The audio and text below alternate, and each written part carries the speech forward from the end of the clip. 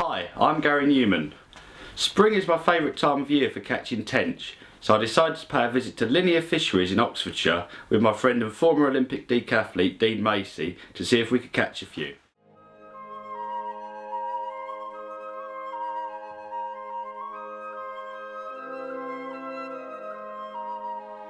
We decided to have a go on Oxfordshire Lake, which, although best known for its big carp which run to over 40 pounds, has also produced some double figure tench.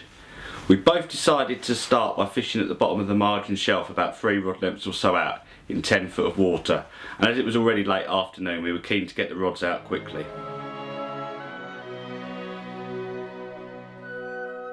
We started off by feeding a few balls of ground bait which had been laced with dead maggot, castor, hemp and small pellets. This was thrown in by hand as we were only fishing close in.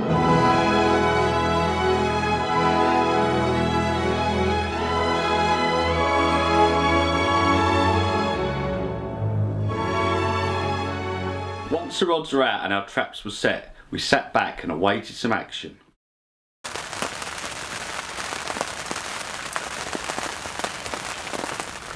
The next morning we awoke to the sound of rain beating down on our bivvies and hadn't had any action, but there were a few fish starting to show about 30 yards or so out, so Dean cast a rod out to where they were rolling. Thankfully by mid-morning the rain had cleared and things were starting to look brighter in terms of the fishing as well. Well, there you go, that is the first tench of the season. We're in Oxley here at Linear Fisheries and we turned up last night.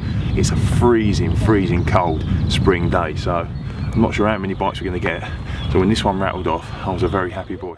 Now that Dean had caught a fish from the area where they'd been rolling all morning, we both decided to move our rods further out. A quick cast around with a marker float revealed nice clean gravel in about 12 to 13 foot of water. We carefully measured out all 3 rods plus the spod rod, clipping them up and marking the line with a stop knot at the correct distance. It was then time to get some bait out on our spots. To do this we used a medium-sized spom to put out a mixture of hemp, maggot and pellet. We didn't want to overfeed the swim, so we only put out a dozen or so spomfuls of bait, and we'd keep this topped up through the maggot feeders we were using or by putting out a little bit more bait via the spom if and when we caught a fish.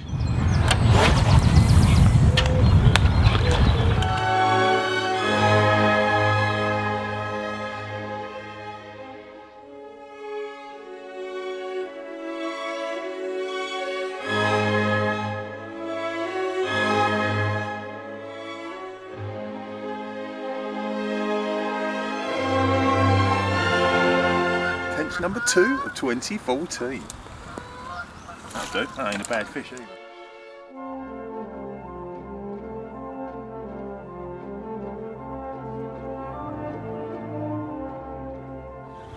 Oh, it's like 7.15 and a half. Quite short. Yeah, it's not quite £8, 7.15. Well, there you go. Tench number 2 of 2014. This beautiful fish weighs £7.15 ounces, not quite £8, but give it a month and it'll be well into £8. So I think we've been quite lucky. Decent £5 plus mal about an hour ago, and then this beauty. So I reckon there's a few more to come. I really do. We were both using maggot feeders, and Dean was fishing his helicopter style using a corded shod safety system. He was also giving his bait a bit of a boost by adding a few squirts of corded goo to his feeders.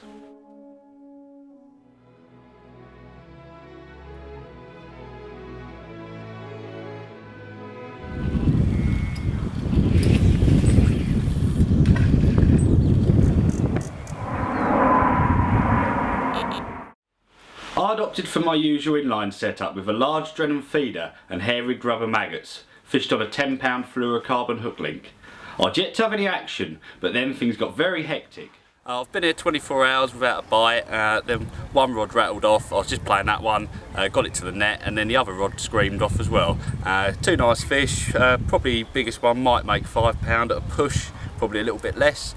But yeah, get the rods back out, get these back and see what we can catch. Well, it's been a tough old session. The water is still freezing cold, but this not so little beauty is my 3rd fish. I don't know, didn't weigh her, not quite £7, but very, very close. Might go still. Got it?